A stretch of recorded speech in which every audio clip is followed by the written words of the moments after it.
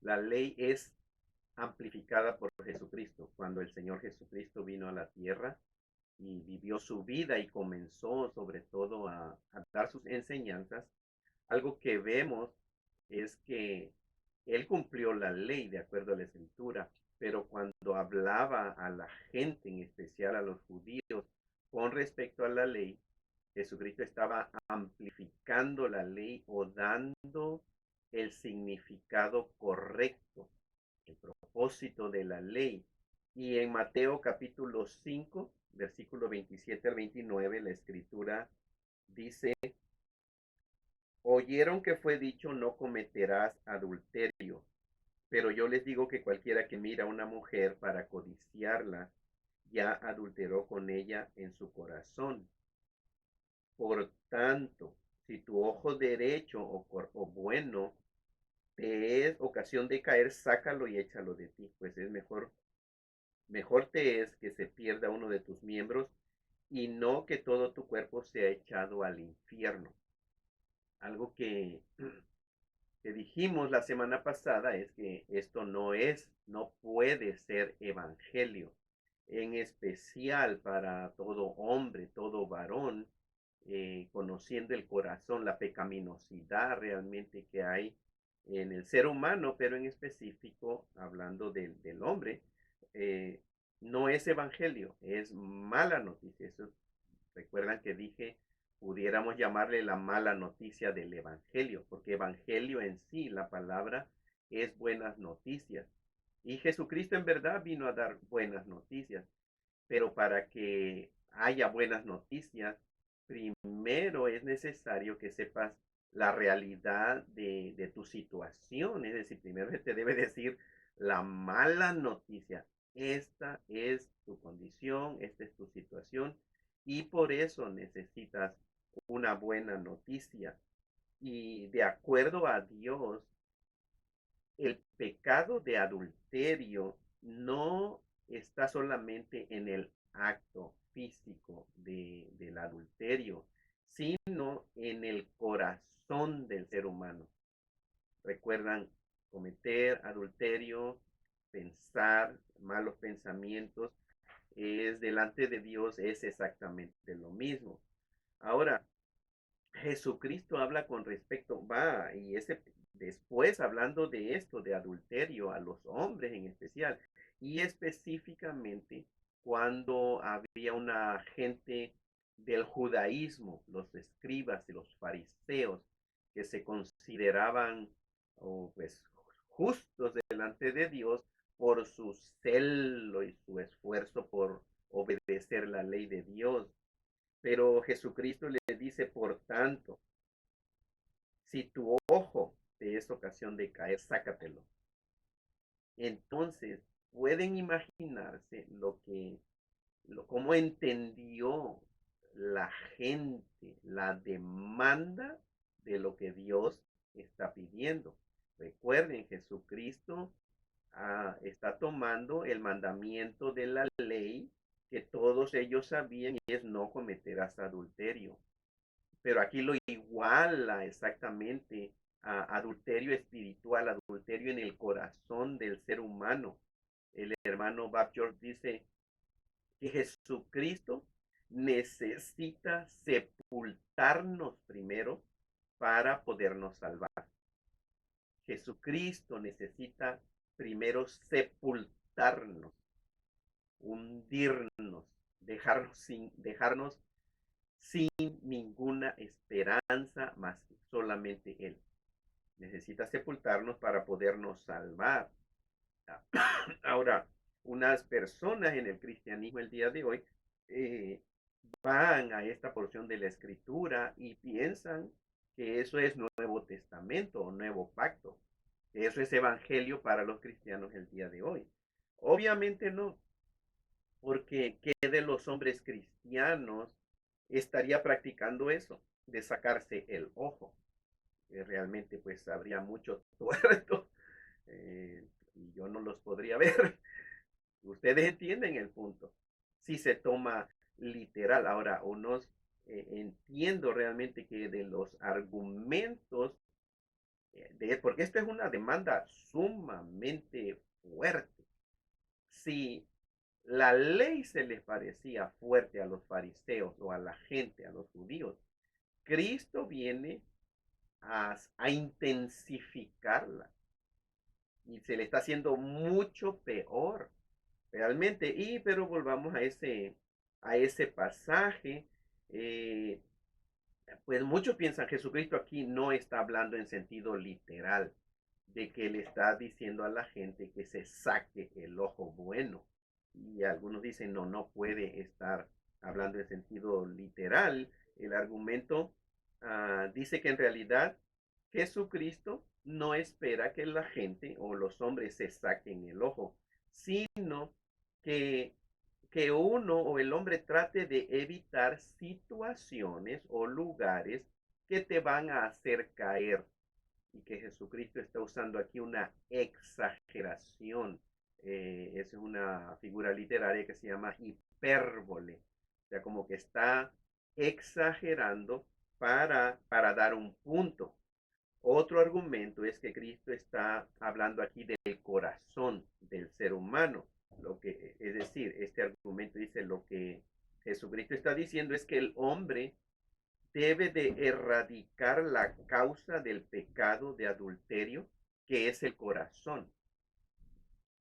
Pero ¿está diciendo realmente eso Jesucristo? Que debe de cambiar su corazón, y que uno debe de cambiar el corazón. Ahora, suena, pues trata uno como de suavizar, eso es como tratar de suavizar. Personalmente, creo que Jesucristo aquí no está usando ninguna hipérbole o exageración. Ahora, en verdad se puede prestar para esas dos posiciones. Yo creo que es literal, que nuestro Señor Jesucristo estaba hablándole a la gente, entendieron de una manera literal cuando habla del adulterio y después les dice el cualquiera que mira a una mujer para codiciarla ya adulteró, por lo tanto sácate mejor el ojo. Eso es de una manera literal en que Jesucristo esperaba que la gente comprendiera. Pensando en la hipérbole, porque yo he estado pensando y digo, bueno, si fue una exageración de Jesucristo usando una figura literaria, una hipérbole, para darles el punto, ¿cuál punto sería del corazón? Pero entonces, ¿qué sería? ¿Cómo? ¿Quién trazaría la línea, cierto? Si esfuércense o traten de que su corazón esté bien, ¿cómo se trazaría la línea? ¿Quiénes serían las personas que dirían, oh, yo estoy sacándome el ojo, tratando de controlar mi corazón, tratando de cambiar mi corazón? ¿Qué tanto? Porque si pensamos en la audiencia de los judíos, ellos no iban a tolerar algo liviano. No, no le iban a creer a una gente que dice, no, yo sí estoy tratando de sacarme el ojo. Si fuera una hipérbole, ¿cierto? Si fuera en sentido figurado. Ah, pero creo que es en sentido literal, porque lo que Jesucristo busca aquí, al menos son dos cosas. Dos cosas con la interpretación correcta del problema del pecado del ser humano y del mandamiento de la ley, que es no matarás, porque los judíos, en especial los fariseos, ellos pensaban que estaban haciendo muy bien delante de Dios con respecto a ese mandamiento. ¿Por qué? Porque nunca habían cometido el acto sexual con una mujer, el acto de adulterio. Pero Jesucristo quiere aquí mostrar la correcta interpretación de los mandamientos de Dios. Y aquí en específico el mandamiento del adulterio, el mandamiento de la ley. En segundo lugar, Jesucristo quiere dejar al hombre sin esperanza de salvación fuera de él.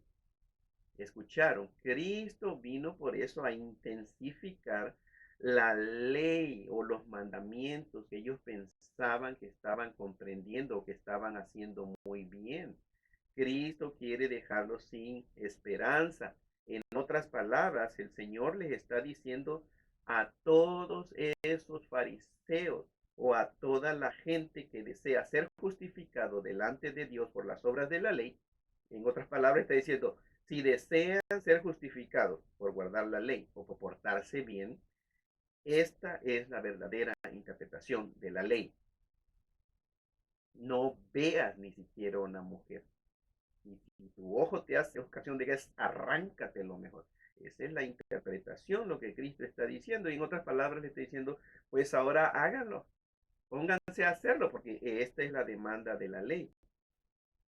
Piensa en esto. O ¿qué crees tú que sintieron los fariseos en ese momento cuando escucharon a Jesucristo decir esto? ¿Qué pensaron los fariseos, los judíos, cuando oyeron a Jesucristo decir esto? Los judíos normales, pues dijeron, bueno, hay esperanza. Pues ¿quién va a poder? ¿Cierto? Y eso es lo que mucha gente que escuchaba a Jesucristo con sus demandas, decían, entonces, ¿quién, Señor, quién podrá ser salvo? Recuerdan que el Señor le dijo, bueno, para los hombres es imposible, o lo que para los hombres es imposible, para Dios es posible. ¿Cómo se pusieron los escribas y los fariseos? Se enrabiaron, se enojaron, porque estaba revelando Jesucristo su problema, aun cuando ellos, en apariencia, aun cuando a ellos más bien toda la gente los respetaba, y tal vez ellos querían dar la impresión de que estaban haciendo muy bien con respecto a la ley de Dios. Y todo varón honesto, todo hombre el día de hoy, todo cristiano piensa en esto. Al medirse con esta enseñanza del Antiguo Testamento, sabe que no tiene esperanza bajo la ley. No hay esperanza bajo la ley. Sea que no seas cristiano, sea que seas cristiano. Y recuerda cuál es el propósito si eres hijo de Dios en tratar de someterse, obedecer la ley de Dios. No tienes esperanza, hombre. Mateo capítulo 5 y el versículo 21 y 22. Otra demanda de la ley, otra intensificación de la ley por nuestro Señor Jesucristo, del mandamiento del asesinato o de matar. Mateo 5, 21 y 22 dice, dijo el Señor Jesucristo, oyeron que fue dicho a los antiguos, no matarás, y cualquiera que matare será culpable de juicio. Y dice Jesucristo, pero yo les digo, miren la autoridad del Hijo de Dios. ¿Cómo? Y por eso a los fariseos les decía, ¿quién es este? Está blasfemando. ¿Quién te crees que eres tú para decir, Dios dijo eso a los antiguos en el Antiguo Testamento? Pero yo les digo, eso les dio rabia, porque no creían que Jesucristo era Dios hecho un ser humano. El mismo Jesucristo dio esos mandamientos. Dice, pero yo les digo que cualquiera que se enoje contra su hermano será culpable de juicio. Y cualquiera que diga necio a su hermano será culpable ante el concilio. Y cualquiera que le diga fatuo quedará expuesto al infierno de fuego. Imagínense otro mandamiento en la ley de Moisés. ¿Qué sucede con cualquiera que matare de acuerdo a la ley? De acuerdo a la escritura dice, cualquiera que matare será culpable de juicio. Juicio para esa persona que asesina. Obviamente, si viene al juicio, es culpable de juicio, no va a ser encontrado inocente. Cuando dice será culpable de juicio, se asume, se implica de que basado en ese juicio que se le haga, va a ser encontrado culpable y la demanda de la ley es recibir la paga del pecado. En este caso sabemos que delante de Dios es muerte. La paga del pecado es muerte. Pero ¿qué les dijo Jesucristo? Entonces, respecto a cualquiera que se enoje contra su hermano, la misma consecuencia. Se dan cuenta como el acto de asesinar o quitarle la vida a una persona, Jesucristo viene a ponerlo mucho más difícil. Bueno, prácticamente imposible.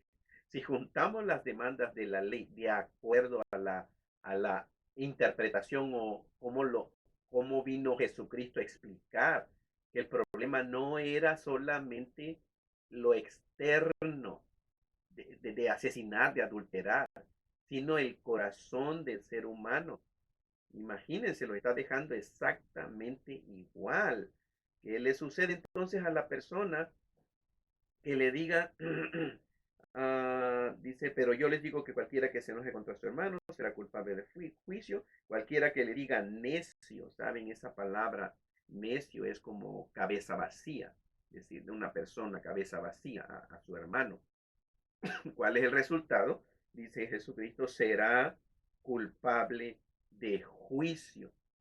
¿Y qué sucederá, de acuerdo a Jesucristo, con una persona que le diga fatuo o insensato a su hermano? En el término del texto griego es moré de morón. Aquí en inglés es moron, es como idiota. Este, queda expuesto al infierno de fuego. Ahora, está hablando en hipérbole Jesucristo aquí, nada, no existe hipérbole. Está hablando literalmente en el sentido espiritual para encontrar culpable prácticamente a todo ser humano. Tengo una nota del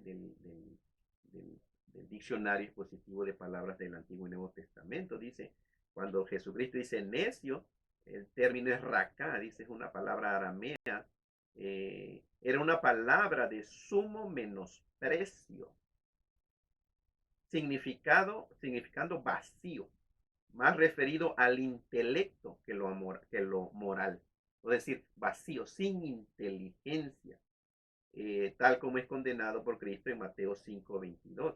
Era peor que estar encolerizado, imagínense, por cuanto como palabra ultrajante es peor que un sentimiento no expresado o algo controlado en expresión. Esa palabra era sumamente dura, difícil o muy humillante para decir a una persona raca o necio simplemente. En otras palabras, vean, lo que Cristo está diciendo es que matar y tener enojo en tu corazón contra una persona, Cristo está diciendo, es lo mismo, el mismo resultado delante de Dios. Ahora, imagínense cómo uno cómo lo tomó la gente, cómo lo tomamos nosotros, cómo lo estás entendiendo tú, o cómo lo tomas, ¿qué te parece esto? Es la verdad. Asesinar y enojarte contra tu prójimo delante de Dios es lo mismo. Estamos hablando en línea vertical, es decir, relación ser humano con su creador, con Dios. Pecado es pecado. La ley es inflexible. Recuerden, no importa si fallaste a la voluntad de Dios por un centímetro o por un kilómetro de distancia, no importa. Y aquí Cristo está dejando sin esperanza a todo ser humano que siempre se anda autojustificando, que siempre cree realmente que está haciendo muy bien delante de Dios por medio de su comportamiento. Ese es el ser humano. Y Cristo, por medio de lo que vino a interpretar, a explicar, les está diciendo, no tienen esperanza. Pero recuerden, es importante entender que es relación vertical, ser humano hacia su creador, hacia Dios, es lo mismo. Ahora, línea horizontal, es decir, aquí en la tierra, aquí abajo, hay de pecado a pecado. hay leyes las leyes pues castigan el comportamiento equivocado o comportamiento perverso, pero hay de castigo a castigo dependiendo del pecado. Pero eso es aquí entre, perdón, aquí en la línea horizontal, aquí en la tierra. Pero lo que estamos viendo aquí con Cristo Jesús es línea vertical, relación ser humano con su creador. Entonces, una vez más, piensas que esto es buena noticia. No, espero que piense que no es buena noticia, porque no es buena noticia. De manera que esto no es evangelio. Evangelio significa buenas noticias. Pero para que el ser humano reciba las buenas noticias como buenas noticias, como refrigerio espiritual, es necesario que comprendas la realidad de tu problema. Mientras el ser humano no comprenda lo serio de su problema, lo serio de su situación o posición ante el Dios santo, justo, bueno, limpio, perfecto, puro, el ser humano no le va a hacer mucho sentido. ¿Por qué necesito a Jesucristo? ¿Por qué no otro líder espiritual, cierto? ¿O por qué solamente Jesucristo? Él es la esperanza del mundo. Eso es lo que estamos viendo y eso es lo que el Señor Jesucristo está tratando de que comprendan. Primero tiene que sepultarnos para podernos salvar. Primero el Señor necesita dejar a la humanidad sin esperanza de salvación. O sea, Cristo viene a dar el verdadero significado de la ley, porque todo ser humano cree que es bueno o se considera mejor que otros. Siempre se compara con otros seres humanos, obviamente peor que él o que ella, para que uno luzca y parezca bueno. Piensa en esto cuando alguien te apunta un error, cuando alguien te dice eso que estás haciendo está mal. ¿Cómo te sientes? ¿Sientes bonito? Enseguida tratas tú de justificarte, ¿cierto? Hay algo que no, yo no soy tan malo, o no me juzgues, no me estés diciendo eso. De manera que sientes que hay un poquito de esperanza bajo la ley. Cero, cero esperanza bajo la ley. Entonces, porque piensa que Jesucristo entonces enseña esto en las Escrituras. ¿Cuál es su propósito? ¿Por qué enseñó esto acerca del adulterio, del asesinato, adulterio y mirar, y tener malos pensamientos y asesinato y enojarse? ¿Por qué Jesucristo está haciendo? Para matarnos, para sepultarnos, para condenarnos, para dejarnos sin esperanza de vida bajo el sistema de ley de comportamiento. Solo Él y su gracia preciosa, su sublime gracia. Cristo vino a predicar, vino nuevo, viene un nuevo pacto. Este es el pacto en mi sangre, en la gracia de Dios, nuevo pacto. Odres nuevos, todo nuevo. Es lo que viene Cristo a decir, pero primero les está diciendo, este es el verdadero problema. Otro pasaje en los minutos que nos quedan es Primera de Corintios 15:56. Pero esto enseña que la ley agita el pecado o el poder del pecado que está en el ser humano. ¿Escucharon eso? Vuelvo a decir, la ley agita el pecado o el poder del pecado en ti. La ley de Dios. Y de hecho, vamos a ver algunas ilustraciones que tienen que ver con cualquier ley. Pero si pensamos en la ley de Dios, porque estamos hablando en sentido espiritual, la ley agita el pecado. Y por eso el tema de este estudio, la serie, es libres de la ley, firmes en la gracia de Dios. ¿por qué como hijo de Dios habrías tú de querer obedecer la ley? ¿Por qué te sometes a la ley o al sistema de ley si la ley agita el pecado? Mira lo que dice Primera de Corintios, Primera de Corintios 15 y el versículo 56. Primera de Corintios 15 y el versículo 56 dice, ya que el aguijón de la muerte es el pecado y el poder del pecado, la ley. Vuelvo a leerlo. Ya que el aguijón de la muerte es el pecado y el poder del pecado es la ley. ¿Qué es entonces el aguijón de la muerte, de acuerdo a la Biblia? El aguijón de la muerte, dice la Biblia, el aguijón de la muerte es el pecado. ¿Qué es un aguijón? Bueno, es como una aguja, ¿cierto? Un aguijón que hace, te inyecta, te agujonea, si es la palabra correcta, el aguijón. Piensa en un alacrán o en un escorpión. ¿Qué usa el escorpión para picar o poner su veneno?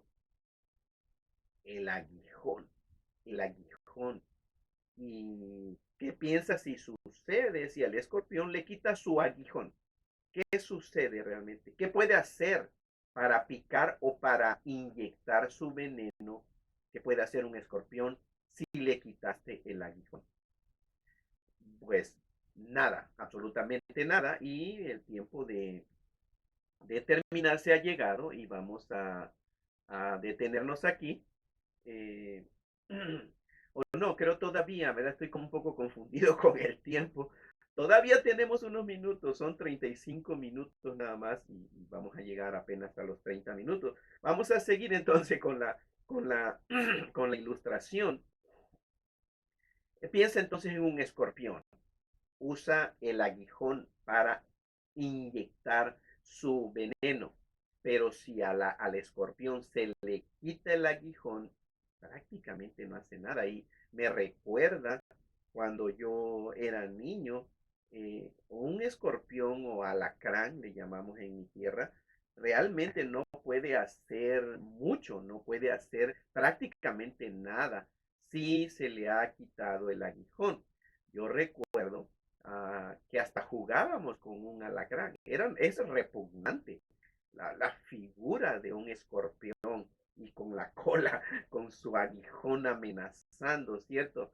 Pero cuando éramos niños, allá donde vivía, de hecho adentro de mi casa, de vez en cuando aparecían escorpiones y nos daba mucho miedo, pero después uno aprende a sobrevivir o adaptarse con la situación en la que vive y lo que comenzamos a hacer es quitarle el aguijón al alacrán o al escorpión. ¿Y saben qué? Lo agarrábamos, jugábamos con ese escorpión. Tenía la cola así, pero ya no tenía el aguijón. Y con ah, las otras, ¿cómo se le llamaría? Lo que tiene, ya no podía hacer nada. Realmente no tenía fuerza porque su amenaza y su poder para defenderse era el aguijón. Le quitábamos el aguijón, la última parte de su cola, y jugábamos con él, nos los poníamos en la mano, digo, se lo echábamos a otra persona, a las niñas, para que se espantaran, ¿cierto? Pero imagínate, ese escorpión se le quita el aguijón y hasta podíamos jugar con él. Ahora, imagínate que el escorpión de que estamos hablando de esta ilustración representa la muerte,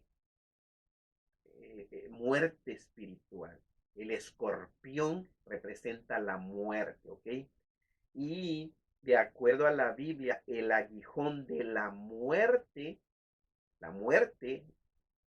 es el pecado, de acuerdo a la escritura. Y trata de imaginártelo. Hubiera traído algún objeto para visualizar más esto, pero imagínate un escorpión y esto es la muerte, supongamos, esa es la muerte espiritual. Pero imagínate a su aguijón. El aguijón de la muerte es el pecado, es decir, la muerte usa su aguijón, usa el pecado para matar espiritualmente al ser humano. Una vez más, pon atención a esto, piensa en eso. La muerte usa su aguijón, que es el pecado, para poder matar al ser humano, al hombre, para matarlo. Pero, ¿qué sucedería si a la muerte o a ese escorpión se le quitara el aguijón, es decir, el pecado? Porque el aguijón de la muerte es el pecado. Pero, ¿qué si a la muerte le quitas el aguijón? ¿Podría matar espiritualmente? No, ¿cierto? La realidad es que figura tan tremenda está usando Dios para que entendamos que el aguijón de la muerte es el pecado y Cristo hace 2000 años eliminó el aguijón de la muerte, el pecado. De manera que existe la muerte, pero ya no hay nada que pueda usar la muerte para matar espiritualmente a la raza humana, porque Jesucristo ya eliminó lo que usaba la muerte para matar espiritualmente a la raza humana. Ya lo eliminó. Obviamente, sin su aguijón, la muerte no puede matar más. Ahí está, pero ya no existe el aguijón. Y eso es precisamente lo que Jesucristo hizo con el aguijón de la muerte, o sea, con el pecado hace 2000 años. Jesucristo le quitó el aguijón del pecado a la muerte, de manera que la muerte no puede matarnos más espiritualmente, aun cuando el Hijo de Dios pecare. El aguijón de la muerte, o sea, el pecado ya fue destruido en la cruz del Calvario hace 2000 años. Me pasa en este momento esa enseñanza completamente desafortunada, puedo decir, de cuando los pastores o cristianos dicen, ¿se pierde la salvación? Oh, sí, sí, sí puedes perder la salvación. No, lo único que hacía morir al ser humano era el pecado para matar espiritualmente. De manera que la muerte ya no puede matarte espiritualmente. ¿Por qué? Porque Cristo eliminó el poder del pecado, de la muerte, perdón, que es el pecado. Ya lo eliminó. Aunque el Hijo de Dios peque, y no estoy favoreciendo o motivando a pecar, si estás entendiendo eso, no estás entendiendo lo que estoy diciendo, porque la vida cristiana es una vida de santidad, de pureza, de justicia, de verdad. Pero es necesario para ser libre del terror de la ley y de perder la salvación y de todas estas cosas, es necesario que entiendas que una vez que eres hijo de Dios, has aceptado el perdón de tus pecados. Y aunque llegaras a tropezar, aunque llegaras a pecar, no puedes morir más espiritualmente, porque la escritura dice, el aguijón de la muerte es el pecado, y Jesucristo vino a eliminar el aguijón de la muerte. El pecado está perdonado, Cristo quitó. ¿Recuerdan Juan 1:29? He aquí el Cordero de Dios que quita el pecado del mundo. Y bendito sea nuestro Señor Jesucristo, que Él quitó el aguijón de la muerte, es decir, el pecado lo quitó. Aun cuando fallemos, aun cuando pecaremos, la muerte ya no tiene poder para hacernos ningún daño. No podemos morir espiritualmente, no puedes perder tu salvación, porque eso sería decir que la muerte todavía tiene el aguijón, que es el pecado. y eso sería completamente en contra de las escrituras. Pues ahora sí, se llegó el tiempo de terminar, de manera que primero Dios nos vemos la próxima semana a la misma hora. Y espero que esta enseñanza sea de edificación. Una vez más, por favor, pues denle like, den un comentario. Si tienen una pregunta, recuerden que la pueden hacer y trataré de responderles la próxima semana.